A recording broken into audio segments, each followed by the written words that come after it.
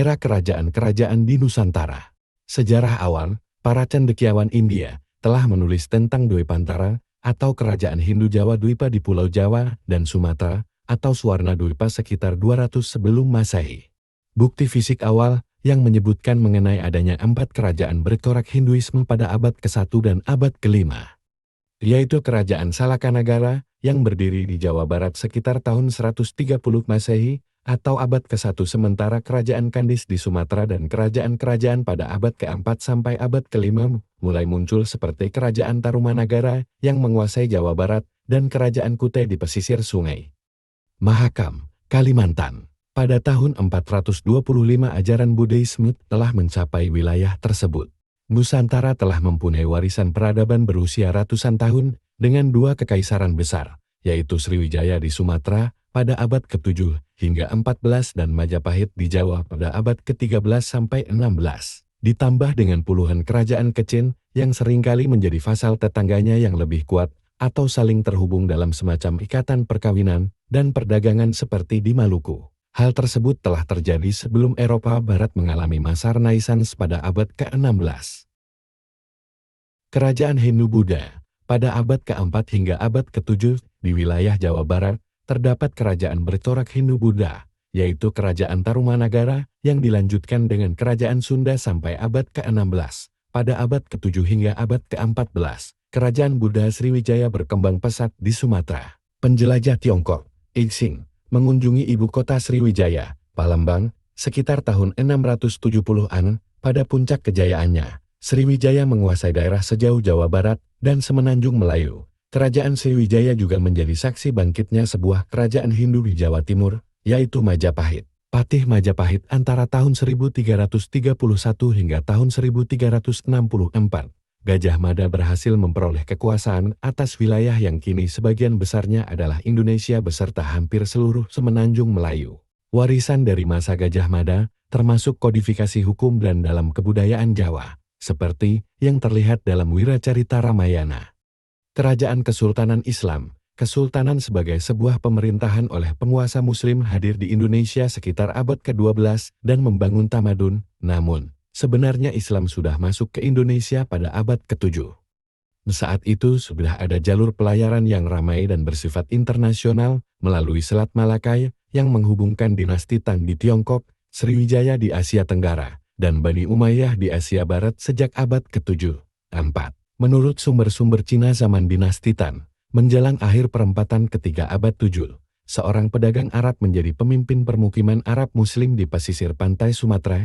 Islam pun memberikan pengaruh kepada institusi politik yang ada.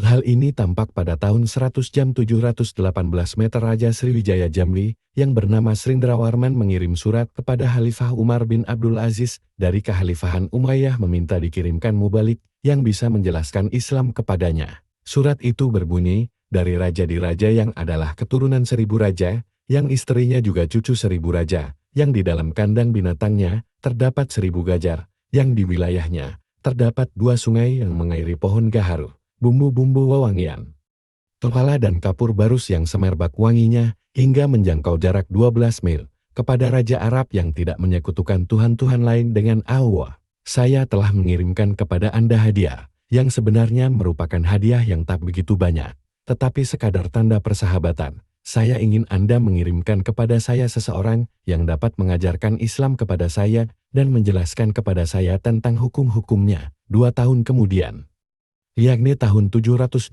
Masehi, Raja Srindravarman, yang semula beragama Hindu, menjadi masuk Islam. Sriwijaya Jambi pun dikenal dengan nama Sribuza Islam.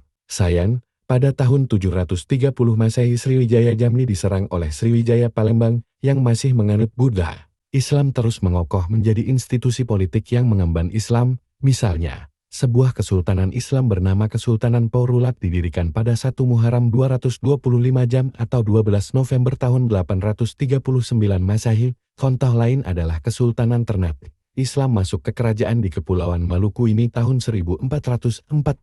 Kesultanan Islam kemudian semakin menyebarkan berbagai ajarannya ke penduduk dan melalui pembauran, menggantikan Hindu dan Buddha sebagai kepercayaan utama pada akhir abad ke-16 di Jawa dan Sumatera. Hanya Bali yang tetap mempertahankan mayoritas Hindu di kepulauan-kepulauan di timur. Rohaniawan-rohaniawan Kristen dan Islam diketahui sudah aktif pada abad ke-16 dan 17, dan saat ini ada mayoritas yang besar dari kedua agama di kepulauan-kepulauan tersebut.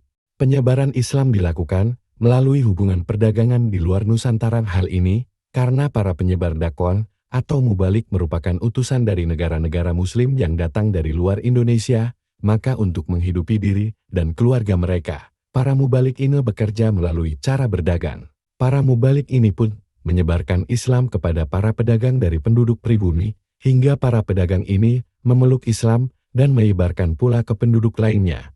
Karena umumnya pedagang dan ahli kerajaanlah yang pertama mengadopsi agama baru tersebut. Kerajaan Islam penting termasuk di antaranya Kesultanan Demak, Kerajaan Jipang, Kerajaan Samudera Pasai, Kesultanan Banten yang menjalin hubungan diplomatik dengan negara-negara Eropa, Kesultanan Mataram, Kesultanan Ia, Kesultanan Goa, Kesultanan Gorontalo, Kesultanan Ternate, dan Kesultanan Tidore di Maluku.